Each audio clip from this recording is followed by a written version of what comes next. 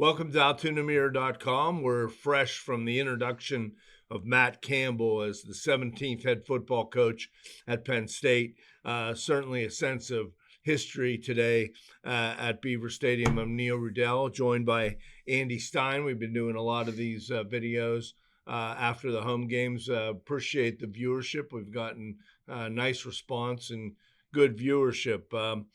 Andy, I think everybody who was there today was really impressed with Matt Campbell and feels pretty fortunate that Penn State has landed him after a kind of a cumbersome and clunky search at times. I'll let you start. Yeah, Penn State was probably the third coach or the third school that fired a coach this season, and they were one of the last ones to hire a guy. So it took 54 days, I think it was, and 54 days and. Pat Kraft, he definitely took his time to do it and everything, but in the end, he found the right guy. And I tell people all the time, Pat Kraft is the kind of guy that if I played for one of his teams at Penn State, he's the kind of guy that I would run through a wall for him. And it kind of looks like he got that kind of guy with Matt Campbell as well. I kind of feel the same way. If I played for him, I would run through a wall for him. Yeah, I mean, the way the search. When you fire a guy at mid-season, and you're seeking other coaches that are active, it gets a little messy, or it can. Yeah. And he appeared to go after a bunch of guys got extensions in part because Penn State was open and a potential destination. So this didn't open up until Matt Campbell said he got a phone call on Wednesday night, Wednesday night. Yeah. There was an intermediary that led Kraft to him. There was a story that went around that they tried to contact him earlier in the search, but they didn't have the right number. But they really didn't pursue him that hard earlier. And Campbell doesn't have an agent. Here's Jimmy Sexton that is really kind of managing all of these high-profile college coaches and disrupting a lot of the landscape. Yeah. And here's a guy that does not have an agent, and he said he does not want to talk to any other schools during the season.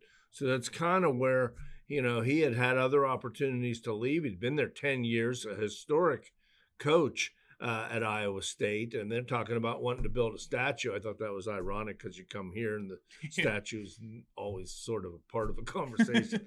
But, the timing just worked out well, and Campbell knew that it was maybe time and the right fit. Yeah, and you wonder, and I don't think we're ever going to find any of this out. You wonder, how many guys that he did contact. I'm talking about Pat Kraft, of course. How many guys did he contact that maybe he thought that he would get one of those big home run hires? Maybe I'm sure Curt Cignetti was a guy he reached out to. I'm sure. I wonder about Nick Saban, if he had any thoughts about reaching out to him. Urban Meyer, like any of those guys. Of course, the Kalani Sitake thing, we know what happened there. And out of all those guys, though, I think Matt Campbell does seem to be the right fit at the right time for Penn State. Yeah, I mean, they went for Elko at one point. Mike Elko. who checked some boxes also. But, the bottom line is they have moved to a guy that, in Kraft today, kept using the word, toughness and a developer and a guy, who's a culture builder and really clearly thinks that this guy's being hired to contend and ultimately win a national title. And I thought Campbell said all the right things, how humble he is. Yeah. How he walked into the Lash building and got goosebumps. He had never been to Penn State, had never met any of the previous coaches, even the recent one, James. He of course knew of them, and he spoke highly of James and Bill O'Brien, and of course Joe's legacy. But he had never been there, had never met any of them. But he, as a player, as a freshman for Pitt, one of the games at Pitt Stadium before he transferred to Mount Union, he looked over and he said, "Oh my God, there's Joe Paterno, LeVar Arrington, and Courtney Brown standing there." And he said he was in awe. I'm sure he was. And he had a lot of good things to say about Terry Smith, too. And Terry Smith has become this kind of guy that, all Penn Staters love right now. I mean, as a player and now as a coach, he kind of held things together, kind of rebuilt the program just in the last 3 weeks of the season, really.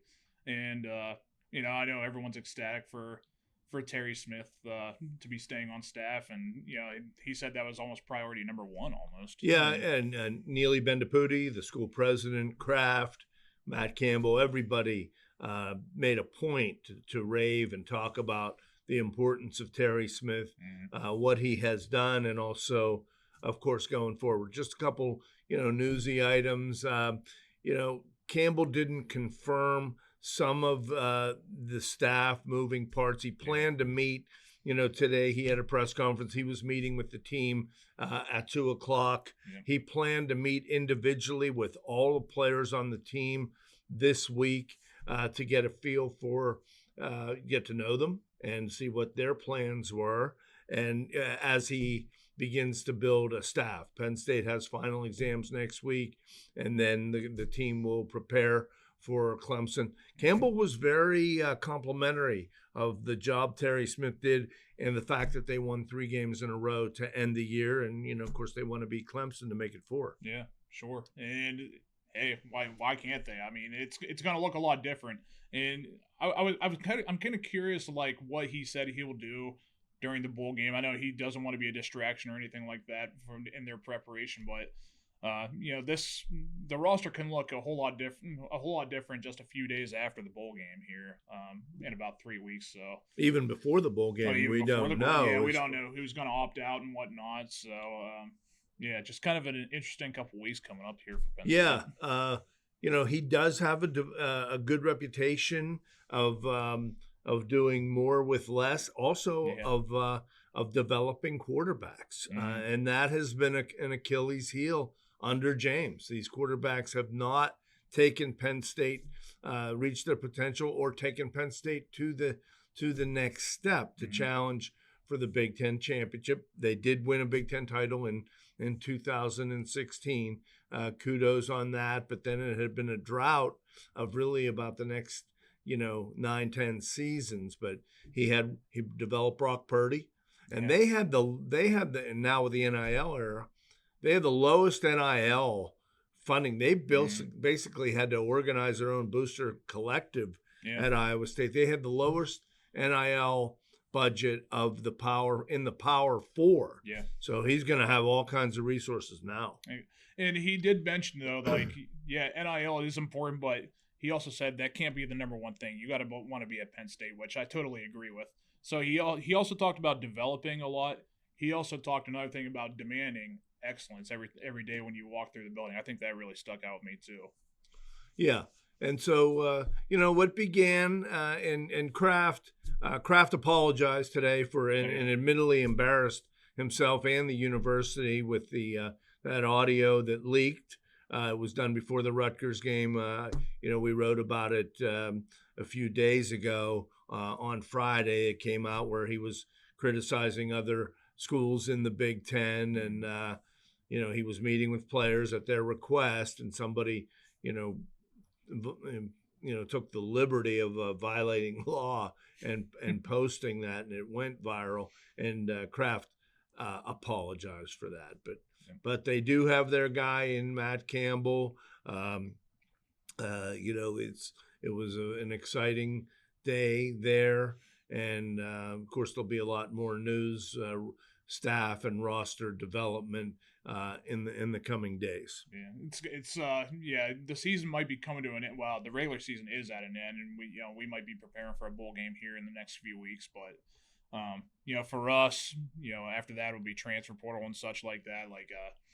It's not really quite over for us. It's going to be an interesting few. Well, that's a good thing about covering Penn State football. You can't overcover it, and you can write about something almost 365 days a year. Yeah, and before you know it, it'll be spring ball time. So yeah, okay. Well, thank you to Dan Eisenberg, who's orchestrating this, and for Andy Stine and Neil Rudel saying we'll see you real soon on altoonamere.com.